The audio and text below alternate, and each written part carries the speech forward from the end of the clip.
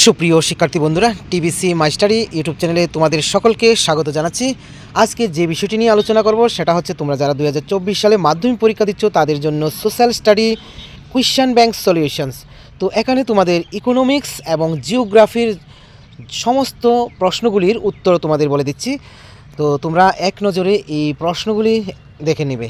তোমাদের জিওগ্রাফি সর্বমোট অধ্যায় আছে 60টি। তো সম্পদ উন্নয়ন এগুলি থেকে একের মান থাকবে। তারপরে বন্য ও বন্যপ্রাণীর সম্পদ এখান থেকেও একের মান।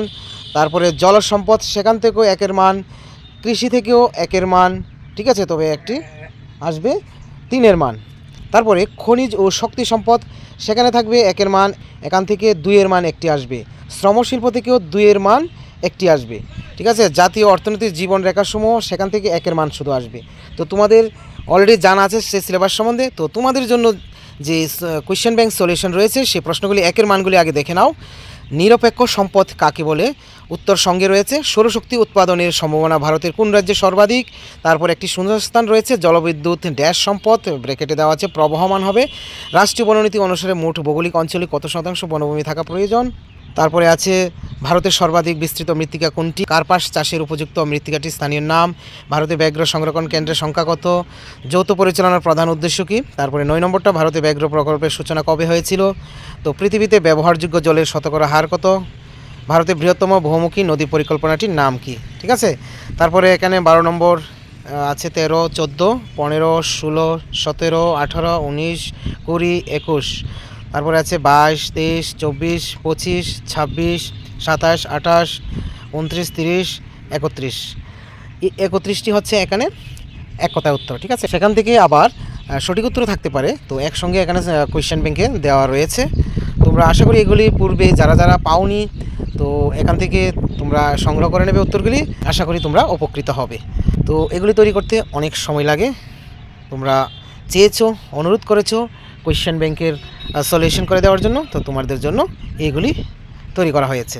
তারপরে জিওগ্রাফির 2 নম্বর মানের জন্য যে প্রশ্নগুলি দেখো, আমি পূর্বে বলে দিয়েছি কোন অধ্যায়টি থেকে 2-এর মান আসবে। তো এখানে দেখো রয়েছে খনিজ কী, খনিজ উপাদান কী, উত্তর সঙ্গে রয়েছে। মূল শিল্প কাকে বলে? তারপরে খনিজ তেলের উপজাত দ্রব্যগুলির নাম লিখো। খনিজ সম্পদ সংরক্ষণের প্রয়োজন কেন? তারপরে 6 নম্বরটি হচ্ছে ভারতের লৌহ ইস্পাত শিল্পের আশানুরূপ প্রসার ঘটার কারণগুলি কী কী? তারপরে 7 নম্বর আছে প্রচলিত অপ্রচলিত শক্তির মধ্যে 2টি পার্থক্য। তারপর 8 নম্বরটা আছে স্থিতিশীল উন্নয়ন কাকে বলে? 9 নম্বর ভবিষ্যতে শক্তির চাহিদা পূরণে বিকল্প শক্তি প্রয়োজন কেন? তো এগুলি হচ্ছে জিওগ্রাফির সম্পূর্ণ কোয়েশ্চেন ব্যাংকের সলিউশনস। তো এগুলি তোমরা অবশ্যই পড়ে নেবে। তারপরে আমরা যাচ্ছি ইকোনমিক্স, ঠিক আছে। ইকোনমিক্সে তোমাদের যে 4টি অধ্যায় রয়েছে বোর্ড ফাইনাল পরীক্ষার জন্য। চলে যাচ্ছি এবার সলিউশন নিয়ে। মান 1 দেখো, এসডিআই এর সম্পূর্ণ নাম কি? খুব ইম্পর্টেন্ট প্রশ্নটি। Human development index. জিডিপি এর সম্পূর্ণ নাম কি? Gross domestic product. এগুলি কিন্তু আসবেই পরীক্ষাতে, যে কোনো একটি কিন্তু সম্পূর্ণ নাম থাকবে। তো এখানে ইউএনডিপির সম্পূর্ণ নাম আছে। তো আবার বলছে মানব উন্নয়নের রিপোর্ট কোন সংস্থা প্রকাশ করে? ইউএনডিপি। আবার সেই পরের প্রশ্নটা হচ্ছে ইউএনডিপির সম্পূর্ণ নাম, ঠিক আছে, ইউনাইটেড নেশনস ডেভেলপমেন্ট প্রোগ্রাম। মোট আভ্যন্তরীণ উপাদান কি? উত্তরটা সঙ্গে রয়েছে। এমজিএন রেগা। রেগা কি? এখানে উত্তরটা কিন্তু 2 রকমের দেওয়া আছে, তোমরা যেটা ভালো লাগে সেটাই উত্তর করবে, অথবা দেওয়া আছে। তারপর 7 নম্বরটি কোন অর্থনৈতিক ক্ষেত্রের কর্মীরা সরাসরি কোন পণ্য উৎপাদন করে না? ঠিক আছে, তৃতীয় ক্ষেত্র, অর্থাৎ তৃতীয় ক্ষেত্রটির নাম হচ্ছে পরিষেবা বা সেবা ক্ষেত্র।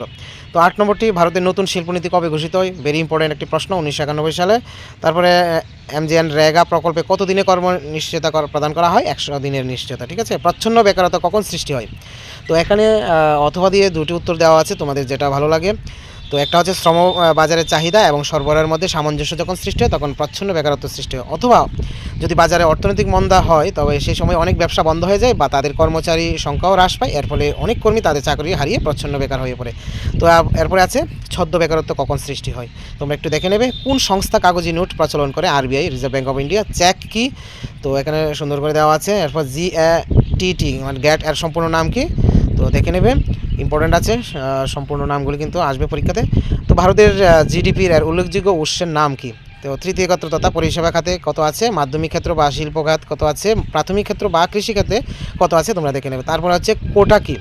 বিশ্ব বাণিজ্য সংস্থার মূল লক্ষ্য কি? ডব্লিউটিও এর সম্পূর্ণ নাম কি? World trade organisation. ইম্পর্টেন্ট আছে। BMI, body mass index.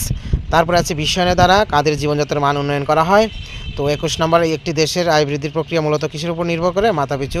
তারপরে আছে 22 নম্বর, তারপরে ঋণ কি বা তার অপর নাম হচ্ছে গ্রহীতা বা ক্রেডিট। WTO এর প্রধান লক্ষ্য কি? তো এগুলি হচ্ছে এক কথায় উত্তর। ঠিক আছে, তোমরা সহজে একসঙ্গে সবগুলি পেয়ে যাচ্ছ। তো তোমাদের পরিশ্রম করতে হবে না, তোমরা শুধু পড়বে।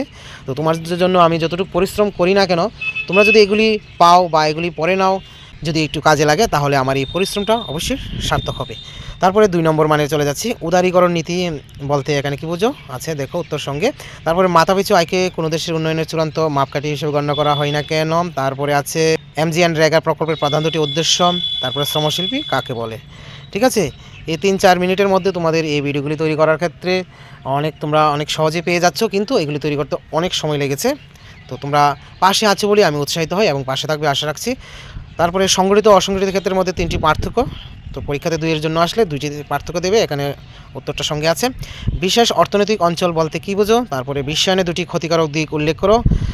তারপরে আছে শেষ প্রশ্নটি, স্বসহায়ক দল কিভাবে গঠিত হয়?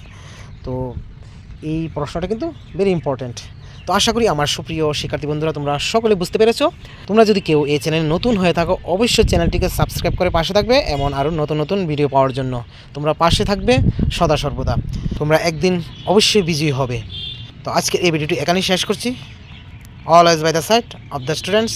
Thank you.